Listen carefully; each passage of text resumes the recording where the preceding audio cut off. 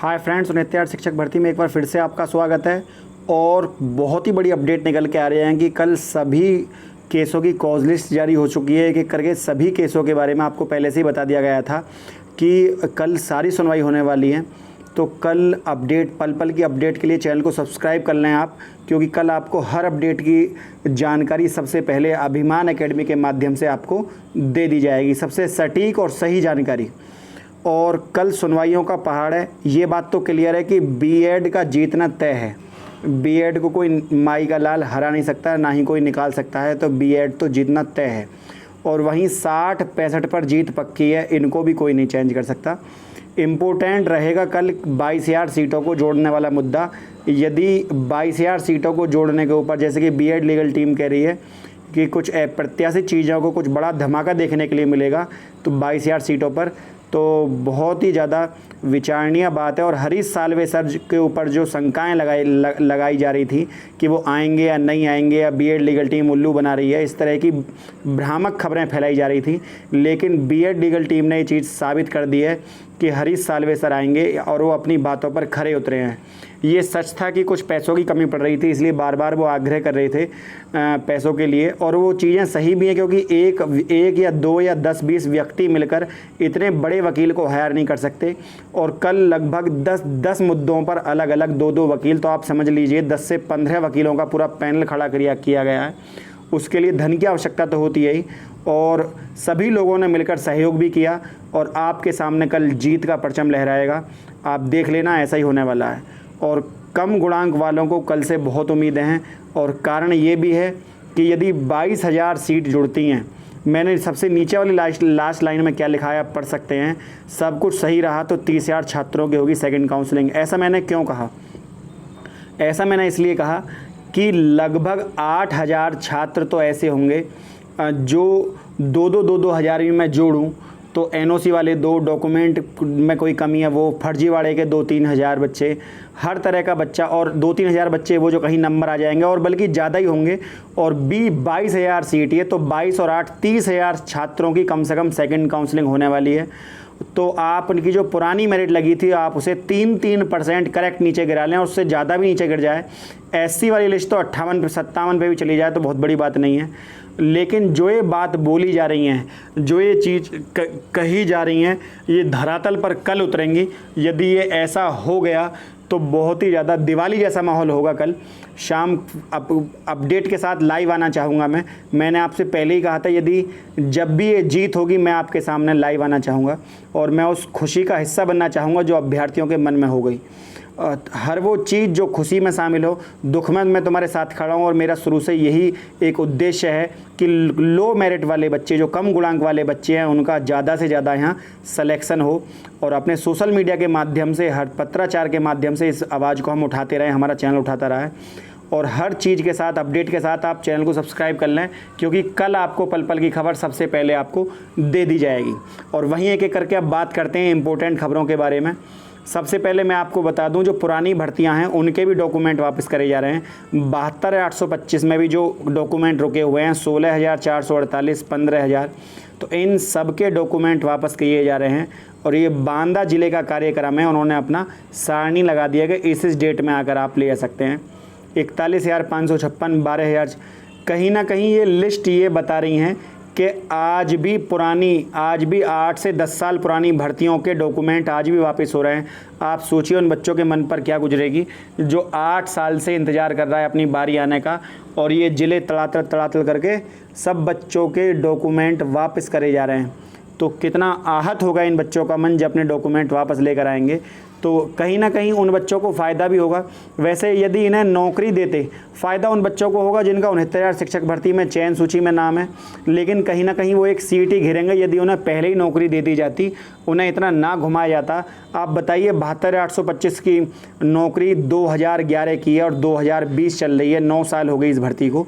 आप समझ सकते हैं कितना लंबे इंतज़ार के बाद डॉक्यूमेंट वापस करे जा रहे हैं। तो ये बहुत ही दुखदाई चीज़ें हैं। ऐसी चीज़ें पढ़ने और बोलने में भी मन जो है बैठ जाता है, क्योंकि वो बच्चा ही समझ सकता है जिसके ऊपर ये गुजरी है। 8,000 लेखपालों की खबर मैं आपको पहले ही दे चुका हूँ कि इसके ऊपर अब नई अपडेट निकल के आ रही है। अब एक साथ भर्ती निकलेंगी। पहले 5,200 थी, इसके सुबह वीडियो बनाई थी मैंने, आपको दे दी इसकी जानकारी। 14 जुलाई को लेकर जो अमित कुमार तिवारी वाला केस था, एनओसी का मुद्दा, इससे सरकार को जवाब तलब किया गया है। एनओसी को रोकने के लिए मुद्दा डाला गया था और आपको बता दिया जाए कि अब एक हफ्ते के विदिन वन वीक सरकार को इसके ऊपर काउंटर फाइल करना है, जवाब दाखिल करना है। उधर शिक्षा मित्रों के रोल नंबर की आज जो डाटा मांगा गया था और वो मैडम ने, ऐश्वर्या भाटी मैडम ने वो कोर्ट को सौंप दिया है। कोर्ट का अब सरकार का कार्य ख़त्म हो गया, बाकी सील बंद लिफाफे में इसलिए ताकि किसी के नंबर यहाँ पर क्लियर ना हो। तो आप समझ सकते हैं कि संवेदनाओं को देखते हुए दूसरे के जो प्राइवेसी है उसको यहाँ पर प्राइवेसी को कंडक्ट किया गया, अच्छे तरीके से सील बंद लिफाफे में दे दिया गया है। गणेश कुमार मुद्दा वही मुद्दा है जो लो मेरिट टीम के लिए संजीवनी बूटी का काम करेगा और कल 22,000 सीटें जोड़ने जा रही हैं, आप देख लेना। लेकिन केवल एक ही मुद्दा है कि सरकार की मंशा के ऊपर डिपेंड करता है। सरकार ने अगर इसका अपोज ये कहकर किया कि मामला अभी कनिष्ठ अभी छोटी उसमें विचाराधीन है, अभी खंडपीठ में इलाहाबाद में अभी एक इलाहाबाद न्यायालय में अभी ये मामला हाईकोर्ट में विचाराधीन है, इसलिए इस केस को रहने दिया जाए।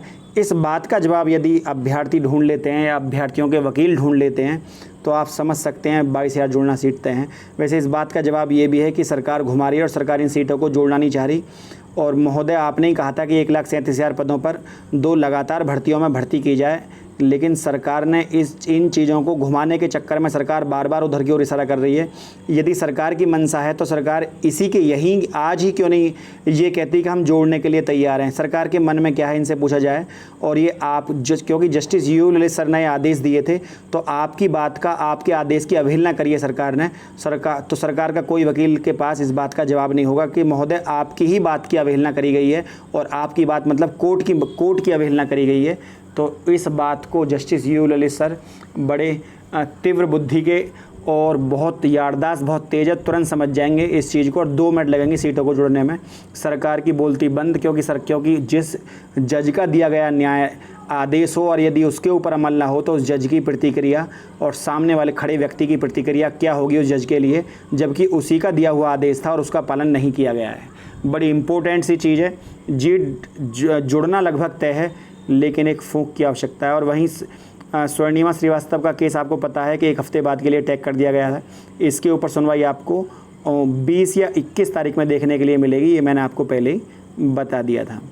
उधर कल ये 60-65 वाला मुद्दा जो है कल, इसमें विनीत सर नहीं होंगे बल्कि जस्टिस यू ललित सर होंगे और मिस्टर जस्टिस मोहन शांताडोगट ये होंगे। तो आप समझ सकते हैं कितना पेचीदा मामला होगा जिसके ऊपर इतने बड़े वकील को हायर करना पड़ा है। और ये जो शांता गौडर सर हैं ये पहले से ही इस मुद्दे को समझ चुके थे। ये बहुत अच्छी बात है कि यहाँ पर ये सर हैं और एक एजेड हैं, अच्छे खासा एक्सपीरियंस लिए हुए हैं। जितने यू ललित सर फेमस हैं उससे थोड़ा सा कम ही हैं, लेकिन आप समझ सकते हैं कि मुद्दा बहुत ज़्यादा गंभीर होगा कल कोर्ट में। देखते हैं क्या होता है, लेकिन ये बात तो पक्की है कि 40-45 कतई जीतने वाला नहीं है और 60-65 विजयी होगा। तो इसके ऊपर ज़्यादा विचार नहीं है। कल सभी केसों को यहाँ पर देख करके आपको सारे केस लगे हुए हैं। पहले नंबर पर भी हमारा केस है और आखिरी नंबर पर भी, क्योंकि 15 तारीख जजों ने ये मुकर्रर कर दी है सारे शिक्षकों की। और ये बात जस्टिस यू ललित सर ने पहले ही कह दी थी कि सबसे अच्छी बात मैं आपको कल के लिए ये बताऊं, क्योंकि मैं नेगेटिव न्यूज़ देने के बारे में मैं सोचता नहीं हूं, क्योंकि मुझे को स्वयं को अच्छा नहीं लगता। सबसे अच्छी बात जो है वो मैं आपको बता सकता हूं क्या है, वो ये है कि जितने भी वाद विवाद होने हैं उसमें से 80% को फाइल मांग ली गई है। जवाबों को by letter written hand writing में मांग लिया गया है कि आप इसे लिखित में दें। तो सबके जवाब लिखित में दाखिल कर दिए गए हैं 80% केसों के। क्योंकि कल आप सोच रहे होंगे कि सबके ऊपर बहस होगी, तो ऐसा होने वाला नहीं है, क्योंकि 80% केसों को जज साहब घर से पढ़कर आएंगे, उन्हें केवल आदेश सुनाना होगा। क्योंकि कल जो सुनवाइयाँ होंगी उस पर एक तो 22,000 सीटों को और एक 69,000 शिक्षक भर्ती में 60-65 को लेकर, और एक बीएड को छोड़कर, इन 3 मुद्दों को छोड़कर बाकी जो भी केस, चाहे वो सीबीआई वाला हो, चाहे वो एमआरसी वाला हो, चाहे वो एनओसी वाला हो, चाहे वो कॉमन नंबर वाला हो, सभी के, चाहे संशोधन वाला हो, बाकी सभी केसों पर लिखित में जवाब मांगा गया है और लिखित में जवाब दे दिया गया है। कल एक केवल जज साहब कोर्ट में बैठेंगे इन 3 मुद्दों को छोड़कर, जो कि बहुत ही इंपॉर्टेंट है। मैं एक बार फिर रिपीट कर देता हूँ। 22,000 सीटों को जोड़ने से संबंधित एक नंबर 2 आपका 60-65 पर जीत के लिए, और बीएड सेफ अनसेफ के लिए। ये 3 मुद्दे छोड़कर बाकी सभी मुद्दों पर 80% जो है कार्य हो चुका है। कल केवल जज साहब को आकर इनके ऊपर निर्णय देना है।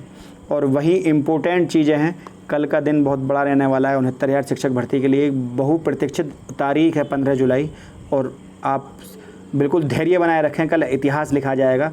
और आपने जो इंतज़ार किया है उसके बदले में आपको उसका परिणाम मिलेगा।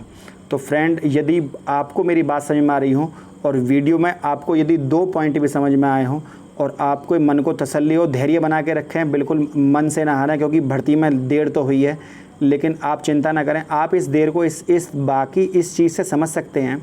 यदि भर्ती लेट हुई है तो कम से कम 2,000 सीटें बढ़ गई। वो कैसे, ये ऐसा मैं क्यों कह रहा हूँ कि 2,000 से भी ज़्यादा सेकंड काउंसलिंग वाले बच्चों को बहुत फ़ायदा होने वाला है भर्ती लेट होने से। बस और लेट ना हो, फ़ायदा इसलिए होने वाला है क्योंकि जो अन्य अभ्यर्थी जो 69,000 शिक्षक भर्ती से जुड़े हुए थे, उन सभी को जॉइंट लेटर बांट दिए गए हैं, बहुत सारे बच्चों को, चाहे वो किसी भी मामले में हो। और जो विवाद बाद में उठते वो पहले ही उठते गए हैं। अब आपको जॉइंट लेटर मिलने के बाद कोई विवाद नहीं होने वाला है, आप समझ सकते हैं। वरना तो आपने देखा होगा 2016 दरोगा का जो बेंच है उनको ट्रेनिंग से घर भेज दिया गया है। तो ऐसी भी चीज़ें उत्तर प्रदेश में होती हैं। मामले को पहले ही सुलट लिया जाए तो ये बहुत अच्छी चीज़ें हैं। फ्रेंड, यदि वीडियो आपको अच्छी लगी हो तो वीडियो को लाइक, शेयर और चैनल को सब्सक्राइब करना ना भूलें। आज के लिए इतना ही। जय हिंद, जय भारत।